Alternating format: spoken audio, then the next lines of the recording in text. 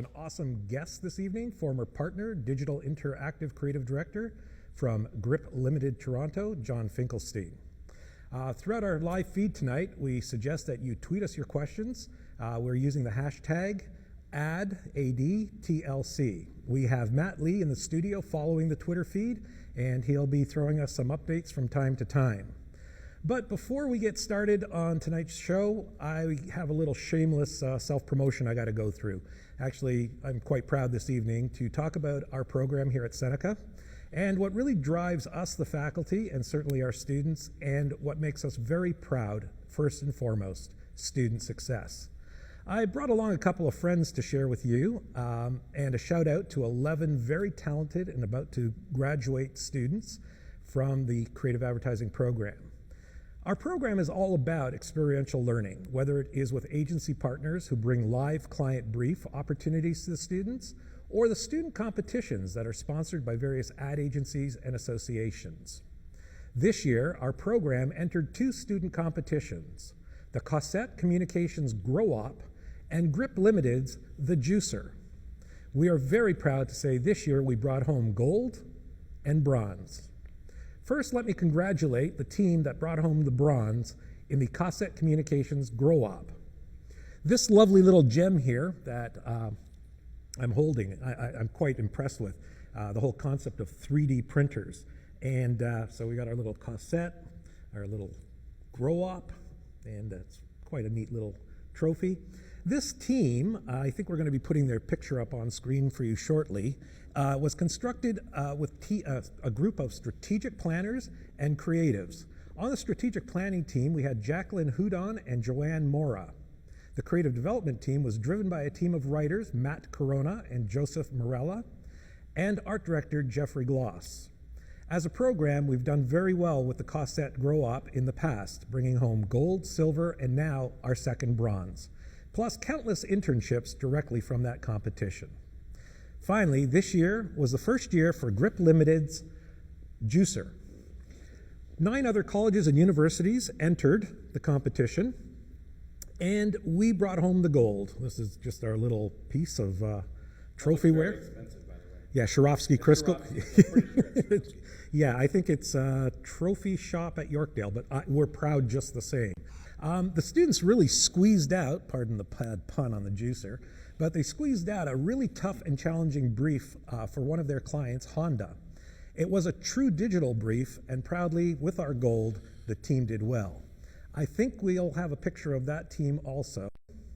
The students involved there were, on the strategic side, Anthony Riccio, Adam Belba, Shannon Clayman, and the creative development was done by a team of writers, Albert Mesca, Marissa Snyder, and art director Felipe Cardenas. And if I butchered your names after 4 semesters, sorry, you know I'm no better in class. You said Albert, right? I said Albert right, and that's the most important one on that one. 2 members of the strategic team, by the way, were also hired by Grip for paid apprenticeships, and the creative members will be finding out very shortly about their paid apprenticeships. So it was really some great times. I think the future looks bright for us, the program and the students, quite proud. Tonight, I'm joined by, and I'm calling him a collaborator on this one because we certainly share a lot of insights together and a co-conspirator in many ways, John Finkelstein. He's known for many things. The list is long. Barbecue, traditional smoker. I hear you make an awesome pulled pork shoulder. I try. Yeah, well, you know, and you said it might be a second career down the road. Maybe. And I might take you up on that invite. Well, I will take you up on that invite. Come on over. He tinkers with old cars, specifically Porsches are at the top of his list. He's an avid photographer. He's a drummer in a 14-piece funk band. He is a wonderful family man.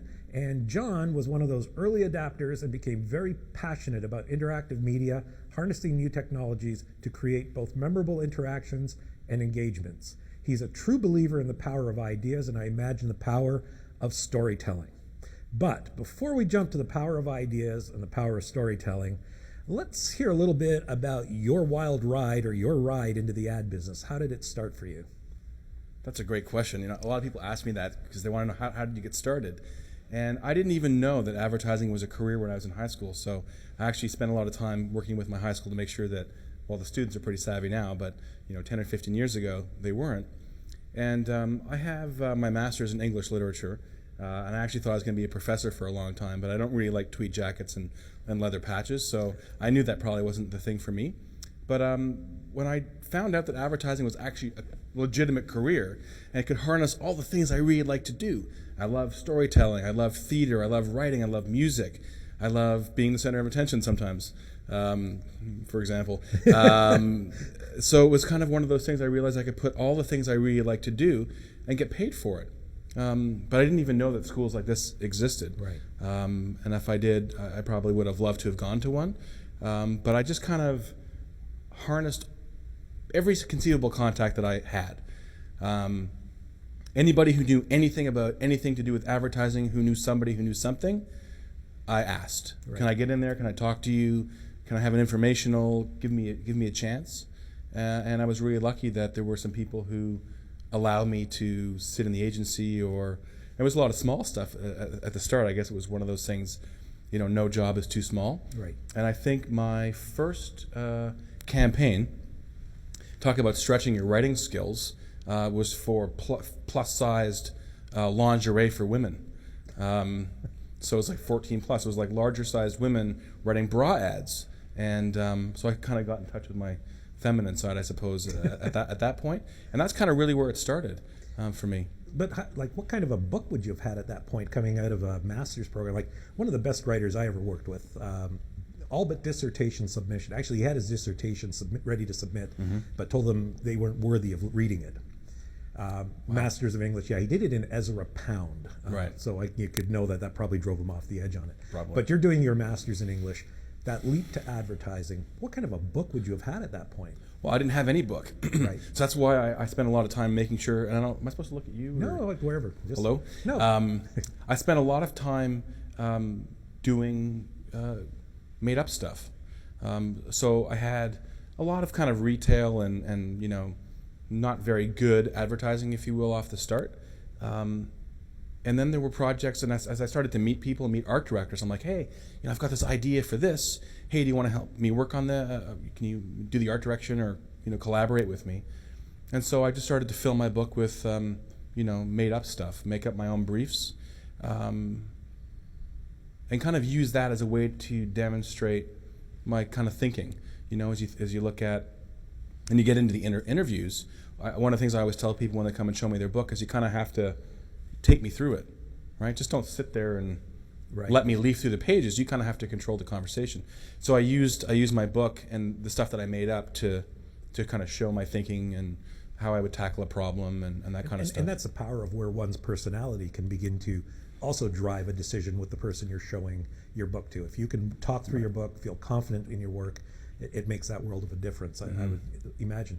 And I think the first creative director that actually hired me, the first agency, had a fetish for large-sized bras. So that was kind of really what. So that really sucks. That's what really set it off. Well, and like one of the number one questions I always get asked, even when I start teaching with the students, at what moment did you know this industry was right for you? Like, what was there? You got in, that creative director gave you a job, and then boom, I know that's what I want to do. No, I think I knew it when as soon as I found out this was a job, I could do that. Right. They pay people to do this. Right. That's what I knew. Holy, I can, because I've been, as you said in the very nice intro, by the way, thanks. Being interested in music and drumming, and my master's was in theater, the shorter plays of Samuel Beckett, to talk about theater of the absurd and being experimental. These were things that I was really interested in, and so you can put these things together and make money. That's a lot better than no offense to people who are accountants or whatever, but I wouldn't want to do that. But this is something that I felt really passionate about and kind of leveraged all the things that I naturally liked. Right. So it would have been kind of tough coming out of that kind of a program to find a mentor. Because right now, I mean, the great thing about our industry, and what I'm beginning to really love about our industry, is the amount of people that pay forward. Like you, for example, are just been massively wonderful to me. Thank you. My students. Then there's the countless number of people that are now offering up these mentors, but that wasn't available to you when you started. But was there somebody that really, what did they walk you through to make sure you were, and that you knew you were doing the right things? That's a good question. I was lucky. The only advertising course I ever took was at the ICA, and it was like a one day, maybe it was a weekend, I don't remember, creative creative course, and now in advertising. And there was a guy, you might actually know him by reputation anyway, George Walton. Mm-hmm. You know George? So George came in, he's been at all the big agencies, and an amazing funny guy and a genuinely nice guy. Was teaching one of the classes.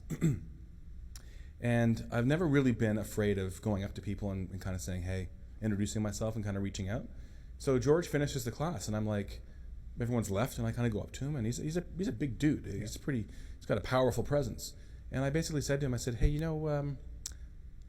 introduce myself. I really think I'd be missing something if I didn't get to know you a little better. Can I buy you a coffee? Can I take you to lunch? Whatever. And as it turned out, he accepted, was very generous with his time, and we actually started working together a little bit within the next couple of years. Over the next couple of years, I should say. It didn't take 2 years. So he kind of helped guide you. He did, yeah, and he was always really very generous with his time and brought me into projects where he thought I could learn, and I'm always grateful for that. Excellent. Yeah.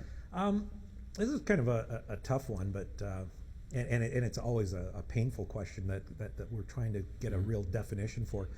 In the intro, I talked about ideas, and you're very passionate about big ideas. So how would you define, what do you define a big idea as? I mean, that's a big ask as a question, but we struggle with trying to teach concept to students, to how do you embrace the concept? How do you convert that big idea into a sell? Yeah. Oh my God. So what do you categorize, or what do you call a big idea? Where does it start for you? How long is this program again? How do you classify a big idea? A big idea needs, well, if you kind of define it, it needs to live without any tactics. I think a lot of people confuse big ideas with the executions. Right. So a big idea is usually something that you can describe and get people excited with without having to talk about an execution. Right. And that sounds really vague because it's a really hard question to answer, but it's like the idea isn't the television spot, or it isn't the website, or it's not the social media play. It's, I have an idea about, or this thing. Right. And usually it's pretty easy to describe. Right. People talk a lot about elevator pitches and all that kind of stuff, but if you can't succinctly talk about what the idea is in 30 seconds or less, it's probably too complicated or isn't an idea. Yeah, one of the things that I sort of drive, and I've complicated it a bit by making it a math equation, but I do 1 + 1 = 3, which is basically audience insights, consumer insights. Get a nugget there, get a gem out of that. Yeah. Look at your product, look at your brand, find a gem there, try and marry the two together. Start talking about how they can live together and communicate together. Don't talk about where it's going to be. I mean, the whole idea of media agnostic. And sort of the 3 idea is that it's an odd, so if you're thinking execution, you're already gone too far.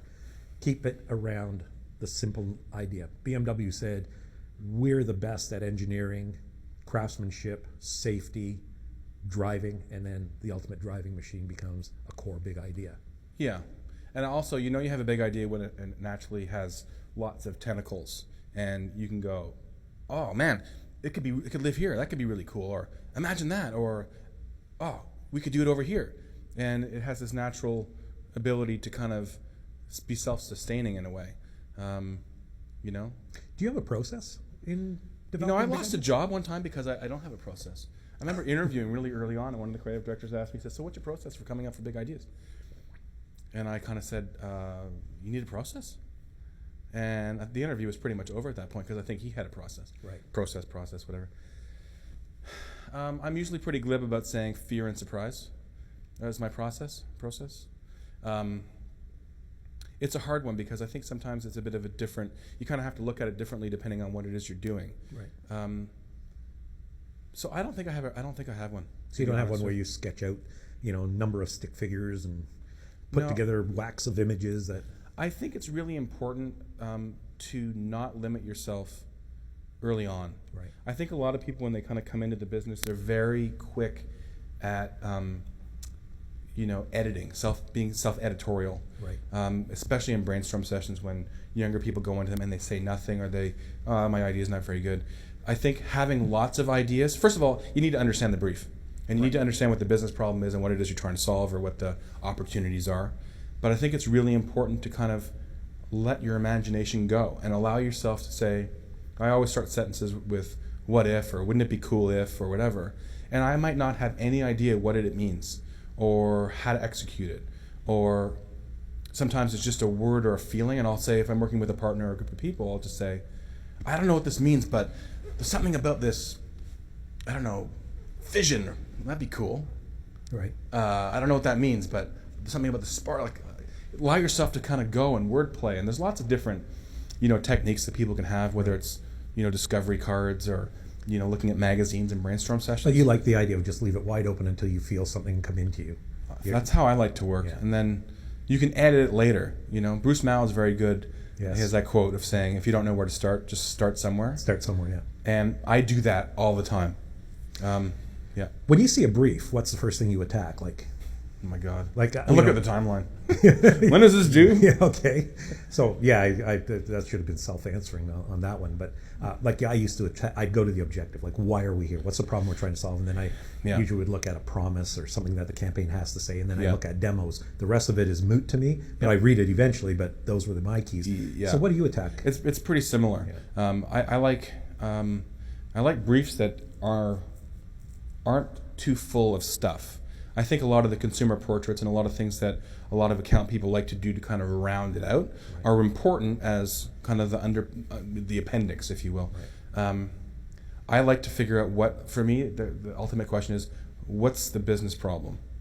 Or what's the business challenge, or what's the business opportunity? You can look at it. I always say challenge. People think that's negative, but what's the problem I'm trying to solve? I need to know that first and foremost. I almost don't even care who it's for right away. It's like, what's the problem? Yeah. What do I need to do? Yeah. So the primary objective of this campaign is to solve. What do I need to do? So a lot of briefs have like things like think, feel, do, all these kinds of things, and how where the consumer starts and where we need them to end. But it's like, what do I need to solve, and what does success look like? Right? At the end of the day, how am I being measured? Do I need to sell more of this? Do I need to get people to interact more over there? What's the end game? Yeah. That's really important to know. And I'm really loving reading some of the agencies, what they call their process or their briefs. There's some really clever names that are being used. Well, GRIP has some really interesting, I don't know if it's proprietary, but there's a lot about human values and laddering up human values against the brief, and it's called a brand bridge. Right. It's pretty interesting because it can open up territories that you might not have thought about otherwise. Laddering a brand up to salvation, which we've never. I know Bob Shanks has been trying to do that for a long time. Yeah, and I think Leo Burnett does the humankind thing. They have written a nice, textbook on, or a nice book on it, and Crispin uses the methodology of let's write a media release first, and so everybody's got that process. How does somebody go about developing storytelling skills? I mean, that's a tough one. I mean, it's either you have it or you don't. But were you always a good storyteller? And wow. Have I always been a good storyteller? Well, I like to think so, but it depends on how you define storytelling. I think people can learn how to do it, but I think some people are just naturally better at holding people's attention and being imaginative and bringing people along for a ride than other people. Some people are just much more fact-based. But I think in order to be good at anything, here I'm going to divert the question a bit because I'm maybe not too sure how to answer it. I think to be good at anything, you have to spend a lot of time immersing yourself in it. So in order to be a good storyteller, you need to consume a lot of stories. Right. And that might mean reading a lot of novels. It might mean looking at a lot of, storytelling online. There's lots of different formats for it too. And I think being genuinely interested in something is a really big check mark against your propensity to be good at it. Right. Because it's a lot harder to be good at something that you just don't have a lot of interest in. Yeah, and ultimately we are storytellers that sell shit. Yep. And that's where the sort of the drive of that question is in order to become better at making that engagement in that. I mean, there's some of the quietest people in the world have been great copywriters, but somehow within them they have the story that's a soundtrack that's playing a story constantly. So developing that skill is a tough one, but you're absolutely correct. The more you do it, the more you immerse yourself into that aspect of it. I mean, literature was the place I went to. I mean, I read enough Hemingway to really embrace what things sound like and feel like. I could close my eyes and literally the picture's painted for me. Mm-hmm. We're going to take a look at a video clip now from Droga 5, an ad agency in New York City and also in Australia. Droga 5 just created a brand new engagement, and it's for something called NYC 1993, Experimental Jet Set Trash and No Star. And it's kind of an interesting piece. It caught my attention, and I want to talk to you about it and get some of your thoughts, because there's a nice digital component to it, online component to it, and an engagement. So if we could roll that video, that'd be great.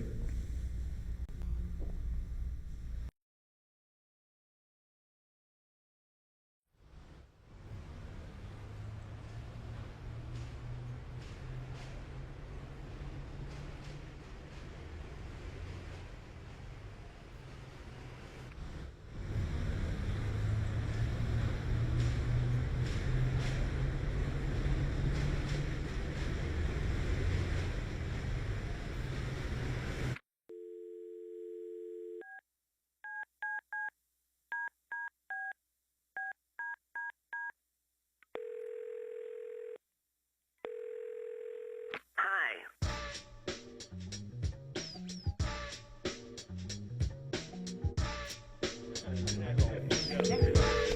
1993 was a war zone in New York. Cabbies were being killed 30 to 60 a year. We walked around Times Square area, Show Palace for the boys, Show Center for the chicks with dicks. It was a great time.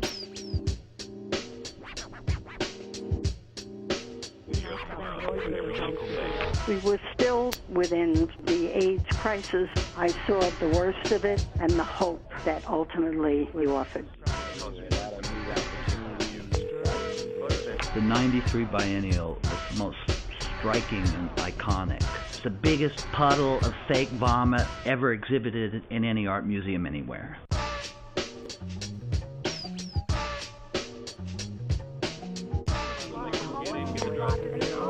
You needed like a tank to get to body heat. I mean, Avenue D was just, it was terrifying. In the meatpacking district, the rats were something. Like, woo! Rats as big as cats.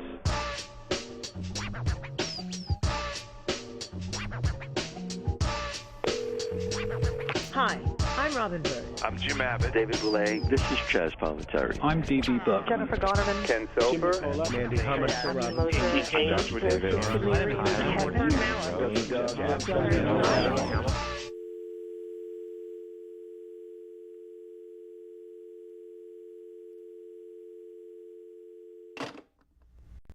like how you get the prompter. So John, what are your thoughts on this piece? I imagine there must have been a team of dozens involved in this build. I mean, it does not look like something you did overnight. No.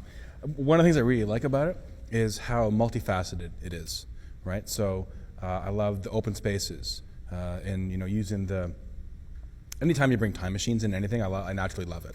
So using the phone, which is a fairly anachronistic anyway, who uses a payphone anymore, which is insightful in itself. Yeah.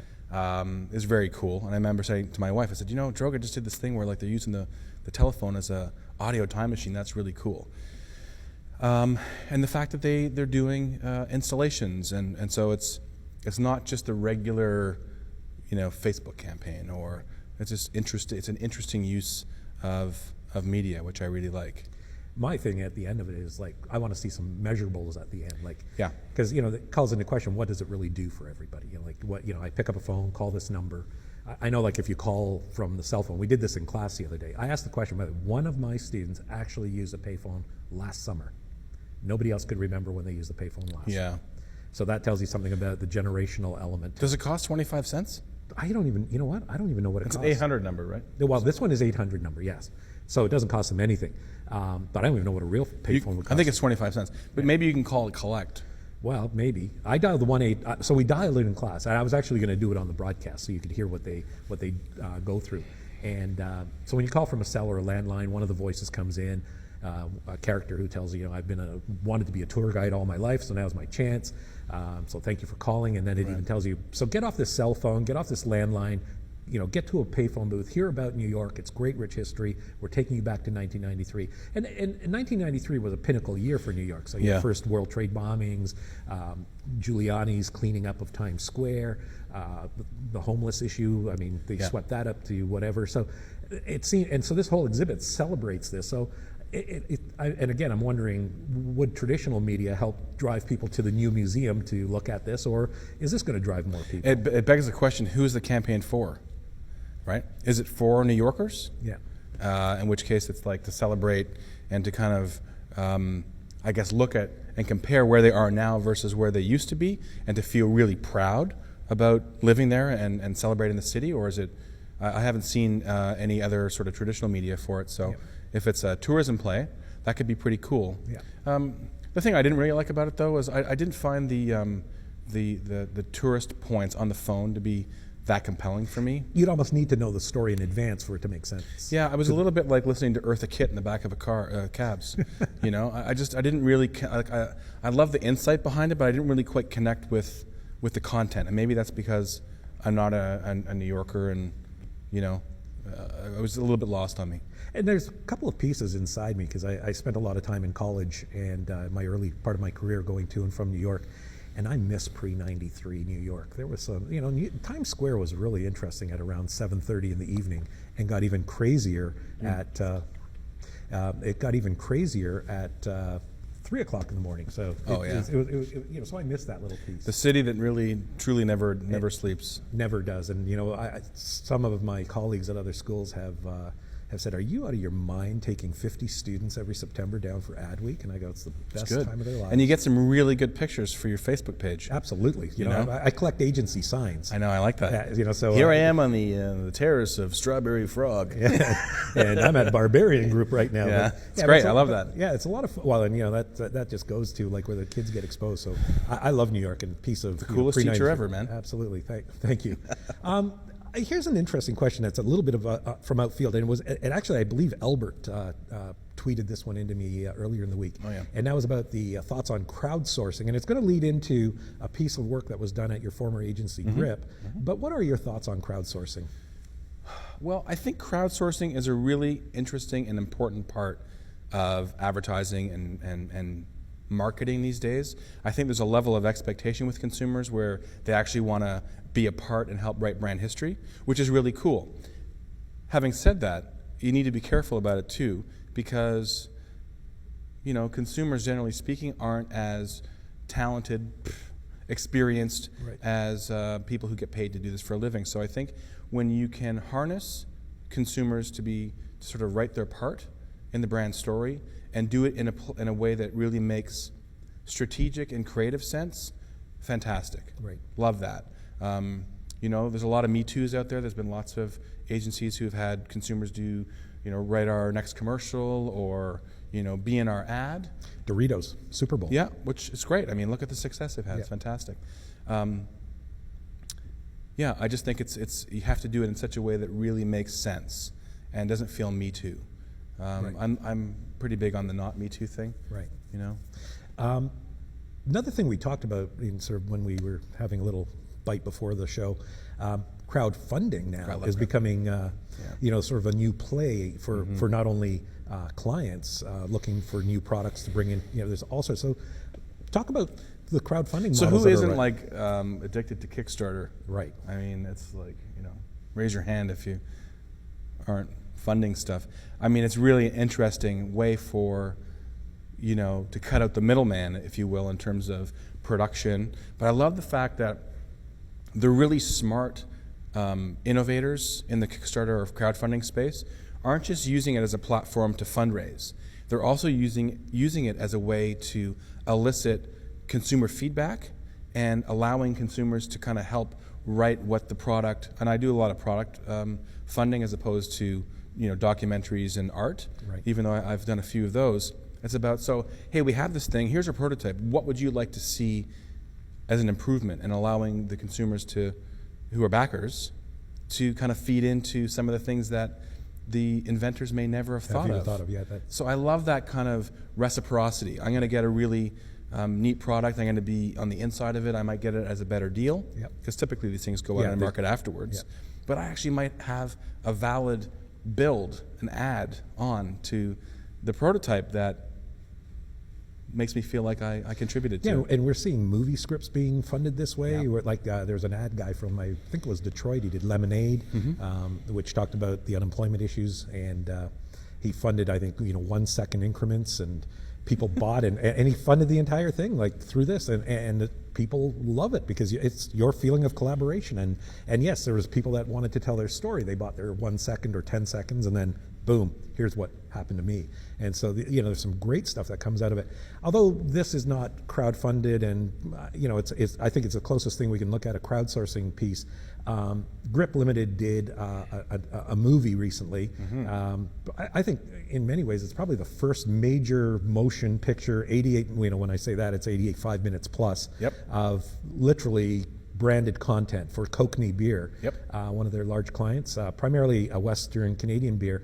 The movie is called The Movie Out Here. I was privileged to come out to the Toronto premiere and screening. It was wonderful. So if I can get the booth to play the Kokanee video, that'd be great. Kokanee is a Western Canadian beer brand with a legacy of innovation. In 2012, the brand known as The Beer Out Here created The Movie Out Here, allowing the brand to continue to break new ground and do things you can't do in TV commercials. Shaft anchor. Douchebag. Ass puking. The agency wrote and produced a 90-minute comedy that appealed to our target and included Kokanee's unique cast of characters from its commercials and Kokanee fans. This required a multimedia campaign that was without precedent. To begin, we created the movieouthere.ca for consumers to participate in the movie's production. Consumers could audition for a role in the movie through video submissions or at live events. My first feature film role. Consumers could also submit their own props, enter a song to be featured on the soundtrack, or vote for their favorite bar to be used as a key location. Consumers could also add their name to the end credits. To further engage consumers, special packaging was created, as were movie collectibles, including glassware, covered in everything from mainstream press to Variety magazine and countless film and entertainment blogs, as well as within the ad industry, and even by rival agencies. Complete with cameos from a legendary hockey player and a 90s rap star. Ladies and gentlemen, slow! It premiered in November 2012 at the Whistler Film Festival, followed by wide release in theaters across Western Canada, where it was number 4 in our largest market of Vancouver, topping many big-budget studio films. The campaign has surpassed all targets. Brand health scores and market share have surpassed plan. In addition, fan engagement metrics surpassed all expectations. Most importantly, our fans loved the movie. In partnership with Alliance Films, The Movie Out Here has set a new standard for consumer engagement and innovation. It's pretty freaking deep stuff. So, John, is there a future for this type of branded content? I mean, are we going to see more of this building? Literally, this is building a platform. Yeah, I'm so proud of the guys at Grip for pulling that off. They did a motion picture, and it took a lot of confidence, I think, on both the agency and the clients to basically say, you know what, let's do a movie. Doesn't everyone want to do that? Yeah. As an ad guy, let's go make a movie. Yeah. Do I think there's going to be more of it? I absolutely do. Yeah, and the nice thing about it is, if people haven't seen the film, is it's surprisingly, I'm not going to say it's devoid of Kokanee no, it didn't brand. Feel, yeah. It didn't feel like a big 90-minute beer commercial, because it's not. It's a great story. Yeah, it's a love story, boy meets girl. Yeah, buddy, funny stuff, some cool cameos by some celebrities. Yeah. It's the funny thing is, when I mentioned to colleagues that Grip had pulled this off, like, yeah, Grip did a movie, and they think it's like, like a 5-minute thing on Vimeo. Yeah. I'm like, no, it's a real movie. Yeah. It's like in theaters with like real people, real actors. Yeah, and when you look at that case study that we rolled, that was after one of the stats they put up was after the Oscars, the weekend after the Oscars, they premiered in Vancouver. Yeah.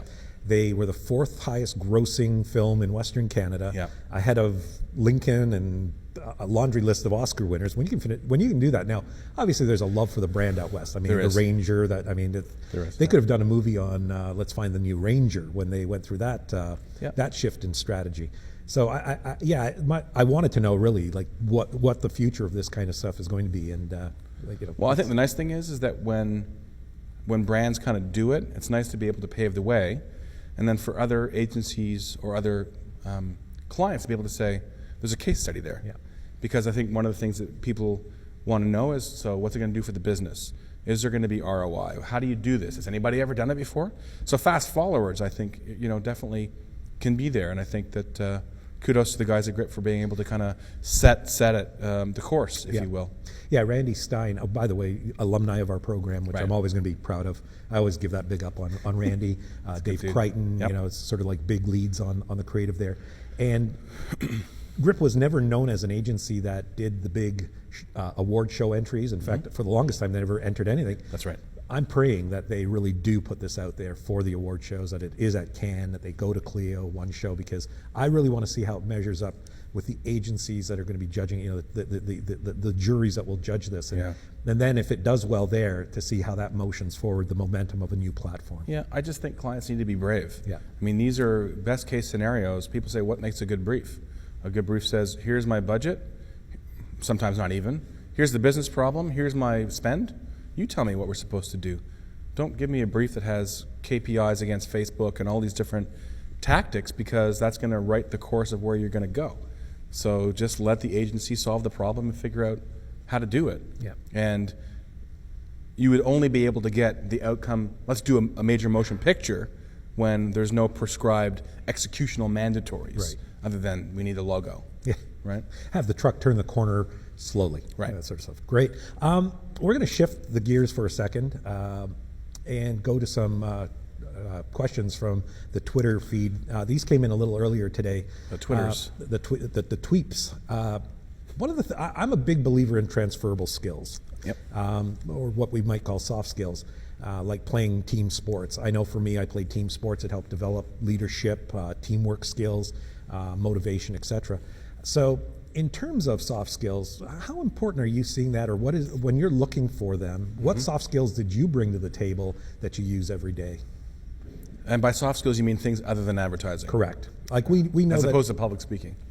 Well, you're a writer, I'm an art director, Right. So I didn't know you played softball, by the way. I didn't play softball, baseball. Baseball, even better. Baseball and soccer and football. Those Wow, sports. Yeah, real sports. Sports. Well, Croatian, he's Like it. Yeah, I'm a big fan of the soft skills as well. If you're or transferable skills. Yeah, right. I don't know who said this, but I say it a lot, is interesting people make interesting work. And while I like the fact that, guys come in or girls come in and want to join the creative team that are interested in, team sports, okay, so I might look at that and go, yeah, you could be a team player, at least you're not slovenly and, you have some desire for fitness. But I like to look at all the things that make, candidates interesting. Do you shoot photography? Are you in a band? Do you make your own clothes? I remember one time where had a couple different candidates who were all kind of equal in terms of their cultural fit, and their books were about the same. And I chose the person who collected rubber chickens because I thought that was interesting, Right. as opposed to the other person who was more into video games or something. Right. That wasn't it, because But- video games yeah. are cool. But it's like that person showed they were just a bit more interesting and a bit more quirky. And anybody who's collecting rubber chickens is probably going to be really cool in a brainstorm session, or somebody that I want to work with. Right. So if that's what you're asking, people who come in and say, I'm interested in all these other things, like I like to skydive, or this person, obviously likes fear or likes adrenaline. That could be cool. So people who you want to hang out with and being able to transfer any of that also, like the rubber chicken can definitely, that's just eccentric. That's something different. Yeah. And that person doesn't think in a narrow path, because what led them to start that collection? Yeah. I mean, I remember a creative director that collected snow globes. Actually, it was an in for me to get to the agency. Right. Wall full of snow globes. And I went, I got a couple of snow globes I'm going to give her. That's great. Tell her I have doubles from my collection. Right. Which was 2, and I gave her both of them. So it wasn't spoons. No, it wasn't spoon. I haven't gotten a spoon collector in my life yet. No, that would have been more advertising agency in the 80s. Well, sorry, that's when I got into the business. Don't people? Okay, anyway. Different. That's a different kind of spoon. Yes. Espresso spoons. So let's move to the next video. Right. Yeah, I always get that question. So was it really like Mad Men? I said, yeah, just that we didn't drink. No, there was other something forms else, of. This is a great piece that you introduced me to today, and I'm gonna hand it right over to you to sort of like basically take the lead on this video case. It's not even a case study; it's a trailer for really an awesome story. And until today, I didn't even know it lived. And I thank you for introducing it to me. And it's going to be a piece I'm going to talk about in my class tomorrow. This is called "The Beauty Inside," And so we're going to roll the clip, and then I'm going to ask John to talk about it. Okay, cool.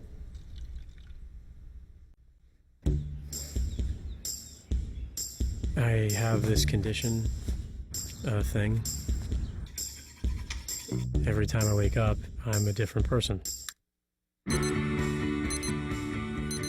It's been happening since I can remember. I like to keep track of who I am, who I've been. Wish I had a little bit more hair. I've spent time being thin. I've spent time being fat. I've been pretty, been ugly. Look at that. With perfect hair. They say it's what's on the inside that counts.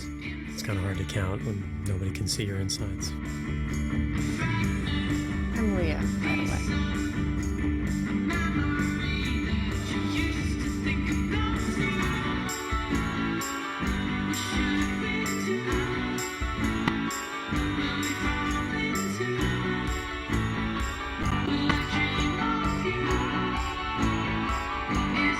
You're not going to disappear on me, right? I would see her again, but she would never see me.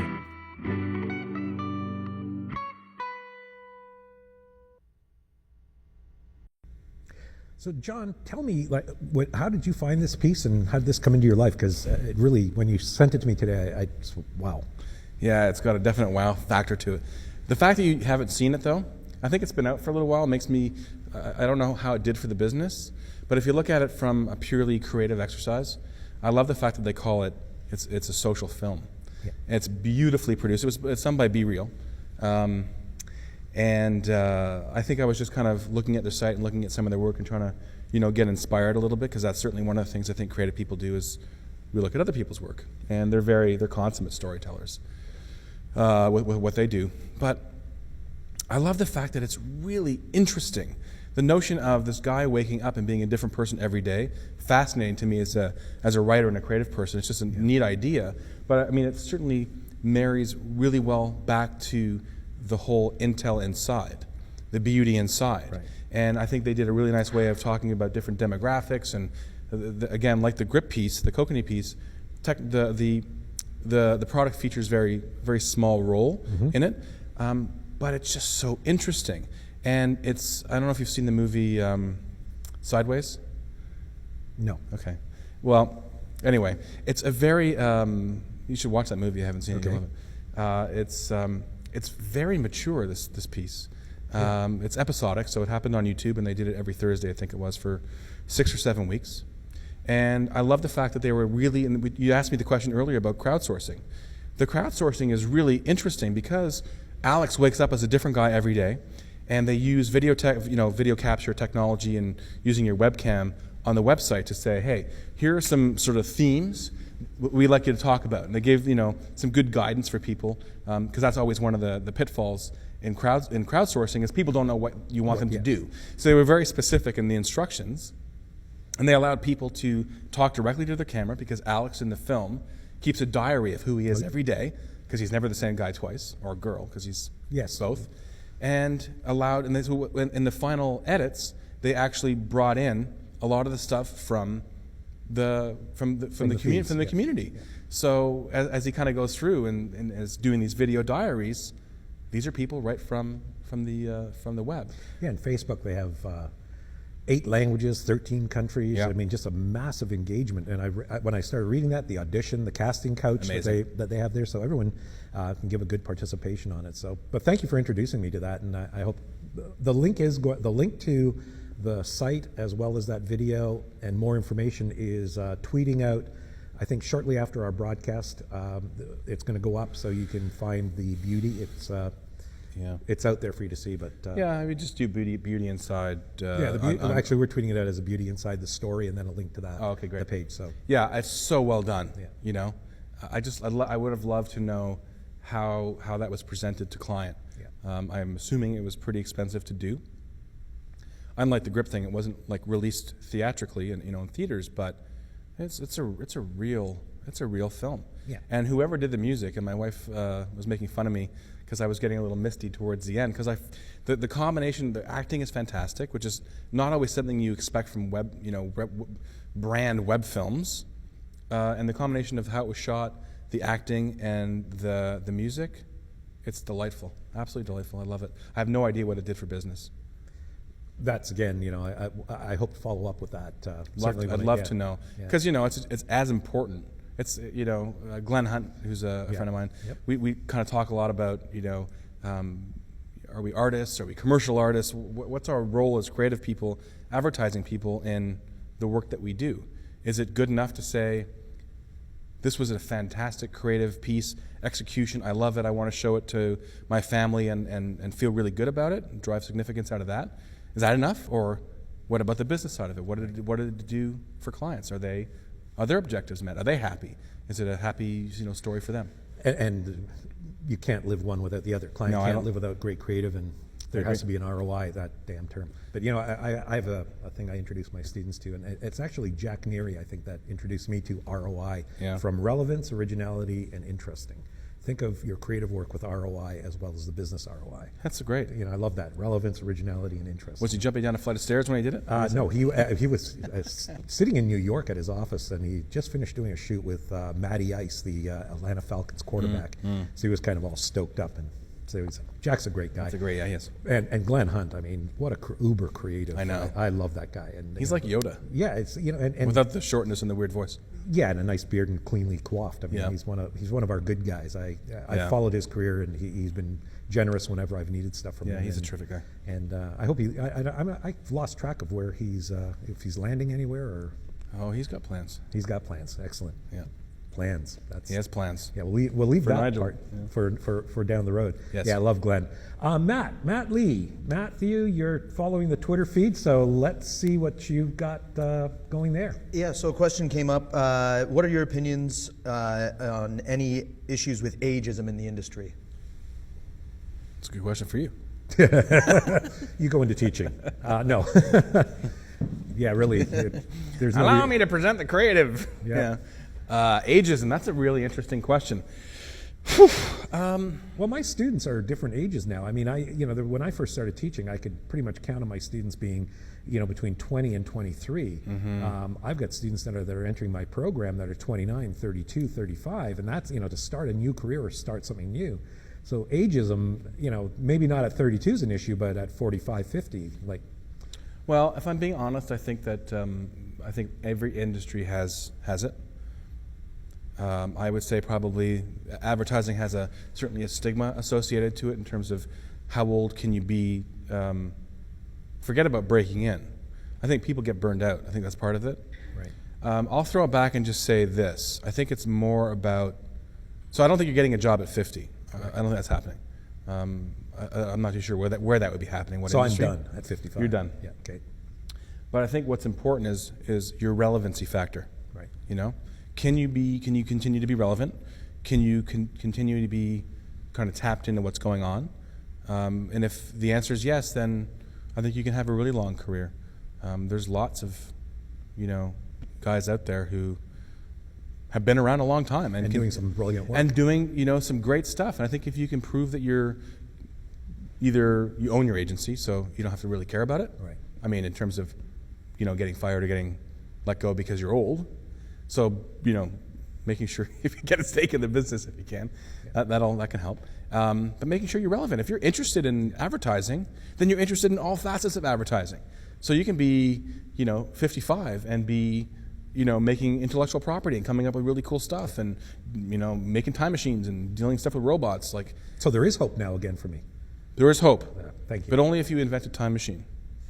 Droga did that one, I think, for me. They did, yeah. But I'm going to go for a different time machine. Matt, what else have we got there? From Suzanne Pope. Suzanne. John, how should juniors handle the current trend towards unpaid internships? Oh, Suzanne. When is enough enough? Yeah, that's Thank you, Suzanne.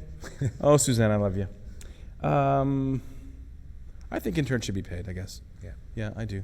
Well, the beauty of these two competitions at Gossett and Grip, they're now paid internships. Yeah. And I got to tell you, for paid internships, it's pretty handsome. That's good. Yeah. Yeah, I think they should be paid. Yeah. I think, there's arguments, and part of the argument is you're getting paid in experience. But I think it can't cost you anything either. Right? And I think, part of the unpaid internship thing is probably when you were learning how to cobble shoes or, make a sword or something. People still make swords, I'm assuming, but yeah. So I think, Suzanne, answer to your question, I think enough is enough.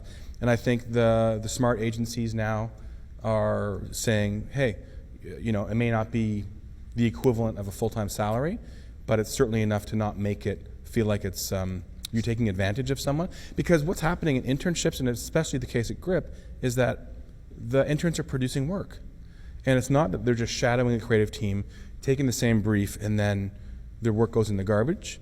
The guys at GRIP are really trying to bring interns along and helping them drive satisfaction out of getting their work produced, right? So they're doing commercial work, and they should be paid for it. Yeah, I hung my hat proudly, I guess, the last couple of years that I really push that some form of payment, some form of compensation. I mean, the debt load that some of the students are carrying are one thing, the cost of living is one thing, transportation, all these elements. But at the same token, they're doing some real work that is being tangibly sold off to clients. That's right. And I have to say, I'm very happy with what the juicer and Cossette's grow up, especially the juicer, Eric Vieira, alumni of our program. God, I love dropping those. I love dropping alumni Eric's a great bombs. guy. I love Eric. Yeah, so Eric has got some great plans and we called it an apprenticeship rather than an internship because they're really going to treat it as an opportunity to find somebody that can actually move up into a position. Absolutely. I mean, it is, an 8-week trial period, 3-month trial period, but if it is what it is, potentially get that great new talent. But also what we were talking about initially when they were putting the plan together is to also make it educational. So it's almost like 4 days in and 1 day learning. The Tadpole at Strawberry Frog, Scott Goodson's agency in New York, part of the Tadpole program is to always have like a lunch and learns on Fridays. So they'll bring in an accountant, a lawyer, somebody to help them learn a process of living beyond just interning. And it's great because, again, how do you open a bank account? I mean, I've got students who go, checking account? It's like, so don't really. These are the life strategies that are going to be part of that learning approach. So that's when an internship can do that, pay you a little bit of money, and give you the real mentorship rather than just slave you. I've hung my hat on that one for the last couple of years. Yeah, I think it's changing, and I think a lot of agencies are probably starting to derive and see the value in interns coming in. I love what Strawberry Frog is. They teach charcuterie as well, because that would be awesome if they could have that. They taught DJing. They had the turntables going. They did some kind of dance. But it's just to give you So I mean, props out. I mean, Scott has done some really innovative stuff as an agency, and to build this Tadpole program that way, I think it's great. Matt, anything else before we go back to? Yeah, we got a question from actually one of our students, Anthony Riccio. What advice would you give someone like myself about to start my internship at GRIP? Oh, wow. Is this hypothetical? No, he's one of our winners. Oh, way to go, buddy. Well, that's a great question. Usually what I say to people whenever they have an opportunity, internship or whatever, is make yourself invaluable. Right. Okay? It sounds, of course, make myself invaluable. But I think it's like when you prove to be an invaluable part of the agency for however long you're there, the agency will not want to do without you. Right. And what that means is, so take advantage of every opportunity that you're given. I don't know, every opportunity that you're given. I think putting in, extraordinary effort, right? Because you cannot win at anything by just doing the bare minimum. Right. So work hard, work smart, make yourself known. Right? I mean, I've dealt with people who've come in for creative internships, and they've come and gone, and I haven't even noticed that they've come and gone. Right. And that's death. Yeah, you want to be able to say, where is Anthony? That's right. Yeah. Or I like working, so, extend yourself. Yeah. Don't get in people's way. You don't want to be underfoot, but I think it's really important to make an impression on people, and, half the battle is showing up, as they say. Yeah. So show up and be invaluable and have fun. This is a great opportunity.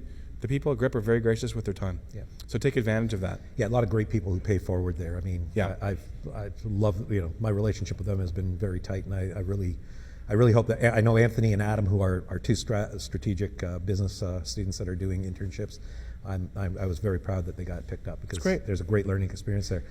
We are coming up hard against the clock, so I'm actually going to skip my next video and ask We're going to do Jay-Z's Decoded from Droga 5. Great campaign. Fantastic. So we're gonna post a link to the video so you can watch it on your own. And so we'll keep going on that. Can I say one more thing about the internship? Please. When you go into an internship, people know that you don't know that much. So don't be afraid to ask questions. Really, it's totally okay. If you don't understand something, ask a question. If you have, God forbid, if you have extra time, put up your hand and say, I have time. What can I help you with? What could I do? So make yourself available. But never be afraid to ask questions. People will always give you the straight answer. Cool. So what is one of the greatest skills that you really need today for a strategist or a community manager? That I think was tweeted out earlier today as well, is, what are you looking for in a strategist, a digital strategist, the community manager? Okay, well, those are two different roles. Of course, yeah. Strategic? Yeah. A strategic person needs to be somebody who has answers to stuff and is able to open up doors for creative people that you may not have gone down before. Working with a really knowledgeable and confident strategic person, confidence, there's one, is so enlightening. I think Eric is a great example of someone who you can go to him and say, dude, I don't understand this thing. And he's going to tell you, like, strategically, whatever it is. I need to understand how people behave, or I need to understand what people are doing in this particular social space. They're the people that have the answers that then, as a creative person, you can kind of feed in and go, now I understand why this thing that the client is asking us to do or wants us to get into makes sense. So that's an important skill, I think, is to be that person who has the information overload. Of course, you want to make sure that you don't do that, but an ear to the ground, like great knowing, strategists man. has. They just know. Yeah. I don't, And it usually took a lot of years of experience before somebody really became a strategist, truly. I mean, we were talking with Pima Hagen from Rethink, and he said, we don't hire junior strategists because they just don't have the experience level in that. But now we're starting to see that agencies are training strategists to show them how to think like a strategist. So a skill is curiosity. Yep. Absolutely. Passion. I think strategic people are just interested in the nuts and bolts of stuff. Right. So they can kind of and they're good communicators. Right. So they're probably consummate storytellers in a way. They can kind of give you the high level of things, and they understand how things work. I think as creative people sometimes we're so stuck on, what sort of what the ideas are. I think anything, grounded in strong insight and strategy is so important to make everything. They're kind of like the glue to stuff. Yeah, and I'm a shameless slut tonight on shameless promotion for the program. Aaron Starkman, another student that came through our program. The story I heard on the Vim spot, which brought a lot of acclaim for him and his partner Stephen Leps, sort of the jail spot with Mom Behind the Glass and that, where some of the really big ideas were coming from a strategist thing with Shelley Brown, who really understood, here's what moms want, here's what the product wants, and all of a sudden great creative goes right on. That's it. It's not like seeing a dog walk across the street and go, hey man, we should have a dog in our spot. Yeah. Right? It goes deeper. So part two of that question is community managers. So community managers are now a new title. It's a new job. It's something that's a couple of years old. So what are the skill sets that somebody who's stepping into that job, what are the things that people should be preparing themselves for in that? Yeah, it's great. It's interesting because at GRIP, that's a really big and growing part of the business. I think there's 6 full-time employees just running brands in the social space. And when I was there, they reported into creative, and I changed their title. And again, there's a lot of really bizarre titles out there. And I didn't really feel like the work that I was asking that group to do really work with community managers. They were doing so much more. They weren't just managing the community. I changed it to social content strategist. Oh. So, and I think it gave them a bit more teeth, a bit more importance. So what are the things that they do? They're primarily creative people, which is why I brought them in they were part of the account group, I think, before, brought them in to be creative people. They're strong writers, editorial or otherwise. Right. They have a strong visual sense, because quite often they're going to be charged with, especially in Facebook, as it changes and it becomes much more of a visual medium, being able to source images and create interesting posts is a primary function of what they do, whether it's leveraging Instagram or Frameograph or all these different technologies to be able to put some cool creative together. Right. And then we're asking to do analytics as well, and to be able to see what works, what doesn't work, and provide reports not only into the strategic team, but also to the clients. So they're very smart and creative people. Two guys, Patrick Tomaso. Yeah, I love Patrick. Patrick's one of former of ours, and I think he's Matt Stasoff. Great. Well, I think Patrick is probably, I don't know if you're watching Patrick, but I've always kind of held him up as the consummate community manager or social content strategist, someone who's just tapped into it, innately interested in it, sees opportunities, knows how the social sphere can kind of supercharge all the other elements of a campaign. It's amazing to see the difference between when someone's really enthusiastic and is on it all the time and someone who isn't, and what it can do for a brand. But equally, the clients have to be brave enough to kind of hand over the keys, because as we were talking about Ferris earlier, and he often talks about cultural latency approaching or probably being, well, nearly zero now. Right. By the time you want to do something in social and have it approved by a client, the opportunity's come and gone. Yeah. Right? It's like, asking a pretty girl at a bar whether she wants to dance, and by the time you actually think about it, she's gone. Exactly. So I think it's incumbent on clients now to be able to trust their agencies, to be able to say, you know my brand well enough, you know what's appropriate, I trust you, go make us great, go make it famous. Which 360i in New York had Oreo was just said, do it. Yeah. Blackout Super Bowl, tweet that out, done. Mm-hmm. I mean, within 20 minutes, everybody else was trying to do something on the blackout, but that's that trust in your community managers, your strategists. But the clients were there. Yeah, exactly. What if the clients weren't there? That's what I'm saying.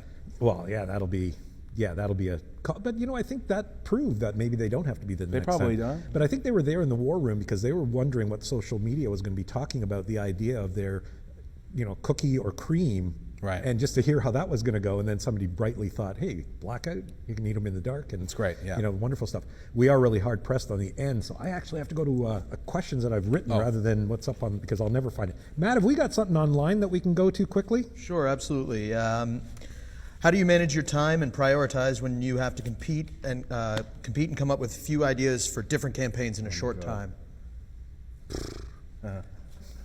What? They did that in 140 Sorry, characters? Can I tell you something? Exactly. No. I can't answer that. Okay. I can't prioritize my time. I show up to events on the wrong day. Like, honestly, ask my wife. I'm the worst with time. Okay. I got nervous this morning when you said, is this today? It's today, right? Do whatever's first. Whatever's Awesome. First, and whoever's banging on your door or being the loudest, I guess. So it's almost perfect for me to ask you this. So do you find it difficult to manage creative people? Yeah, probably. Probably because I'm not a great manager. Let's start there. Yeah, I think so. I think it's a delicate balance of nurturing and guidance and understanding that different people have different personalities. Right. And some people, you can take criticism and drive really well. And you talked about this a little bit, like when the shit hits the fan. And other people need to be handled a little bit more delicately. And I think a really good creative mentor, a manager in a department, creative director, whatever, fundamentally understands how to get the best out of people and how to provide the right type of environment to get the best out of people. And I think it's a really important, and it's a very hard skill to learn because nobody teaches you that. Yeah. So are they hard to manage? Yeah, because we're all different. Yeah. So these are going to be a little more rapid fire. Okay. Yes, no. Are you no? No, yes. Are you competitive? Oh yeah. Describe that. I want to do the best. I want to be the best at whatever it is, and it doesn't even have to be about work. I want to be the best at it as soon as I learn how to do it. Which isn't to say that I'm not willing to take the time to master something, but anytime I start something, I want to be the best at it. I want to be the best drummer. I want to be the best barbecuer. I want to be the best whatever. I just want to. It's part of my makeup. Which isn't to say that I'm going to shout that from the rooftops. I'm the best. But I derive significance out of that. So you find a way to see competitiveness equal to success? Like, how can you relate them? Well, I don't think in advertising you have to be. I think there's an innate you want to win the awards and you want to do all that kind of stuff. So I think there's probably a line to it that says being competitive equals success. Right. I think at the same time, being competitive can also be paralyzing too, because you have to allow yourself the opportunity to fail. Right? Samuel Beckett, we're doomed to fail. We must fail better. Yep. We're going to fail, whatever it is, and that's okay. So it kind of flies in the face of wanting to be the best. But I think having an innate sense of competition or competitiveness to do the best helps fuel greatness. I love Wyden Kennedy in Portland, one of their groups of interns, I think it was WK12, their 12th group of interns, they did a mural. So Google Wyden Kennedy fail harder images, and with thousands, tens of thousands of push pins, they created a sign that said fail harder. They didn't write the words fail harder with push pins. They made the mural, and where fail harder, they left it blank and open. So it's just to say, you could have done it the easy way, which was just spell out the words, or you do it the other way, which really was a great measure of that. What are you afraid of anything? What fears do you have, other than spiders? And no, I'm not afraid of spiders. Okay. Well, that's for my wife. Not small ones, anyway. What am I? I guess I'm afraid of, besides death and that kind of stuff. Yeah. I guess, like most creative people, I fear fading into oblivion. Right. I guess. Not having the same relevancy that I don't even know if I'm relevant, but my perception of my own relevance. To make sure that I just want to be part of it. So I think having something to offer is certainly a fear. I fear getting old. Right. Yeah, it's interesting. I ask this question of every creative that I get a chance to sit down with anywhere, and I always, it's amazing. I could probably do a blog just on their answers to that question. My biggest fear was going to the well and it was dry. There was no more ideas. Yeah. And I was done. And that was always a fear. But the I relevancy think there's thing always is, going to be another idea. Yeah. I think every creative person goes, "What if I don't have an idea for this brief?" But the idea always happens. It always comes. It may be really, really hard to get there, but it always comes somehow. That's the fear and surprise. What's the proudest thing you've done in your career? What's the thing that you sit back and go, "I like this so far"? You mean as far as work goes? Yeah. In your ad career. I still think I hold up the Nike Run TO when I was at Henderson Bass, because that was a great one. It had won lots of awards and stuff. But I think we kind of made something from nothing. We didn't have a lot of budget back then, even though it was Nike, and we didn't have a lot of time, and we managed to pull something off that was really unique and different and drove results. So that was pretty cool. And I think when I was at Grip, when we launched the microsite for the RDX, it was another idea that we didn't know how to make it after. We had sold it before we knew how to make it. And I'm really proud of I work with Don Dixon and his crew on the film side to figure out how to make something that we had a lot of production meetings about how are we going to make this? We sold this. This is the client's expecting something great. I don't know how to say, how do I do this? Help. And they were great. So we managed to figure out how to make something that still looks great today. And probably has allowed other people to do other things. So it's almost a legacy piece. I hope so. Yeah. No, that's always good. What keeps you curious overall in life? Like what, I always put my family, they always make me stay very curious, but what keeps you curious? I don't know if I have an answer for that. I'm just curious. Yeah. By nature. I'm just curious by nature. I like to know how things work. I'm really, whether it's in photography, how is that shot composed, what kind of gear do they use, what were the specifics around that. I just want to know. Right. I don't think it's any one thing. I spend a lot of time kind of reading in bed at night with the old iPad, and I love looking at the different streams in Flipboard because I'm exposed to things that I just love it. I didn't know that. Yeah. For me, it's a lot about technology and art and craft and the making of things. Making things is really important, and I think the more I understand and the more I'm exposed to things that I didn't know about, I just love that. Beautiful. We're about to wrap, but I always ask this question no, nobody's given. Well, they've given me moose antlers a long time ago. They've given me. We're not gonna yo-yo. No, nobody's gonna throw us out yet. But there's a question I ask also of everyone I meet in the business. If you had one challenge that you could throw at the business, like for the future, what do you challenge this business to do? Oh my God. Bravery, I think. So that goes right back to work with your clients, make them be brave. Yeah, there's so much fear, and I'm always amazed when I see good work, how it gets made, And I don't throw that just to client, I throw that to agency as well. Because the business is so cost-driven, it's so procurement-driven, it's so competitive that I think what's happening is agencies are afraid to put forward what their ultimate recommendations are, or to tell clients what it really costs. And I think clients, especially in Canada, are worried about losing their jobs, and they're worried about meeting their objectives, and they're not. We talked about failing harder, if you're doomed to fail. I just don't think they're willing to take as many chances as they once were. And I think if we can kind of just take a step back and really evaluate the work, I'm not going to say dispassionately, but without fear, and to go and really evaluate it on what we think it can do, and to empower the individuals working on the business to do their jobs and to do it well. That's what I would say. Yeah, just be brave, be fearless. Yeah, awesome. Be bold. Yeah. Awesome. We're gonna. The guys in the booth are gonna kill me for this, because this is like I'm throwing a total audible. I want to see if Matt's got any gems before we cut out for Matthew. Anything on the Twitter feed? A gem that we want to throw out before we go? Just on you haven't touched on books and portfolios. Someone asked the question: should we bother including campaigns in our books without social or interactive executions? Conversely, how important is print now in our books? Okay, two-part. I'll say it really quickly. Yes, I wouldn't. In a book, I would make sure you have all the different disciplines covered, because people are looking for that. Agencies are looking for that.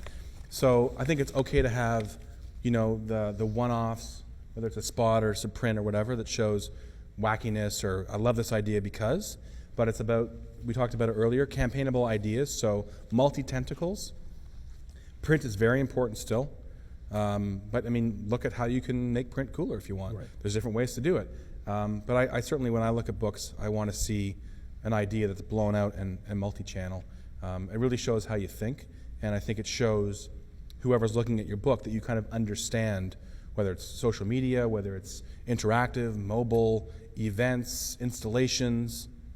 If you went in there with the Droga thing and saying, I'm going to turn an old payphone into a time machine, that'd be great. Yeah. Show me how that works. So don't be afraid, and only keep in the good stuff, but make sure there's campaigns. Be prolific. I think it's important.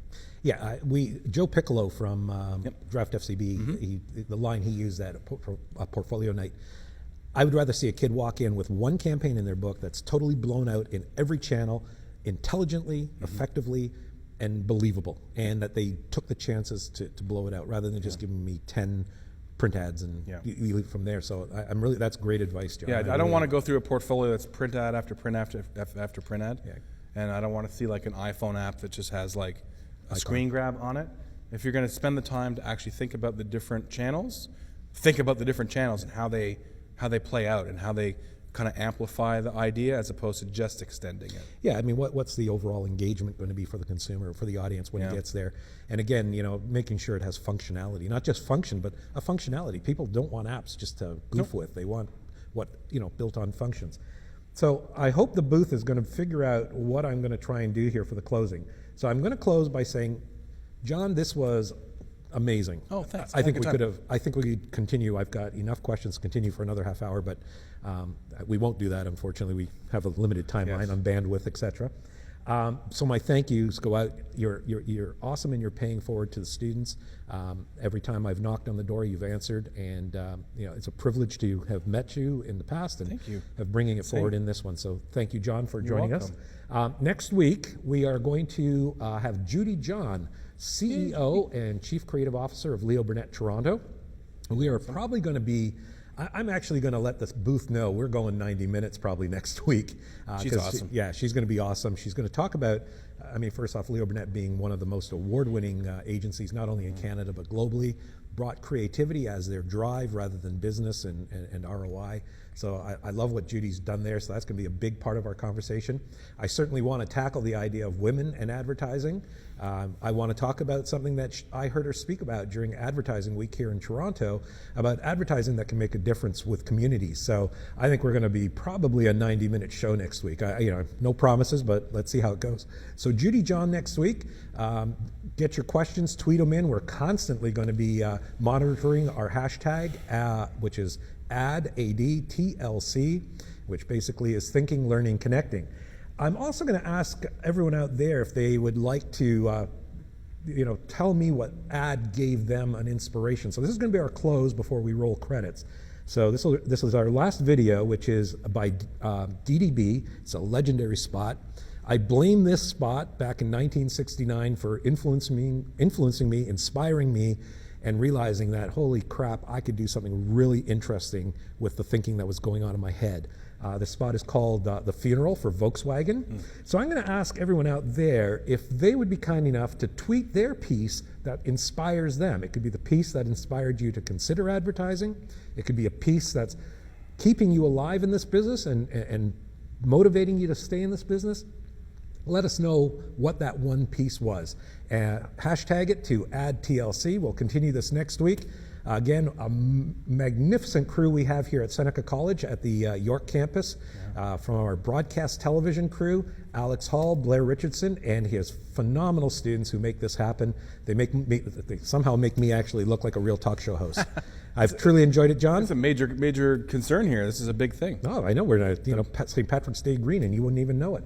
So, Booth, please roll the DDB Legendary VW, and then you can roll credits, and we'll call it a day. Matthew, thanks for the Twitter feed, and that's it for today. Awesome. Thanks. Thanks. I, Maxwell E. Snavely, being of sound mind and body, do hereby bequeath the following. To my wife, Rose, who spent money like there was no tomorrow, I leave $100 and a calendar. To my sons, Rodney and Victor, who spent every dime I ever gave them on fancy cars and fast women, I leave $50 in dimes. To my business partner, Jules, whose only motto was spend, spend, spend, I leave nothing, nothing, nothing. And to my other friends and relatives who also never learned the value of a dollar, I leave $1. Finally, to my nephew Harold, who oft-times said, a penny saved is a penny earned, and who also oft-times said, gee, Uncle Max, it sure pays to own a Volkswagen. I leave my entire fortune of $100 billion.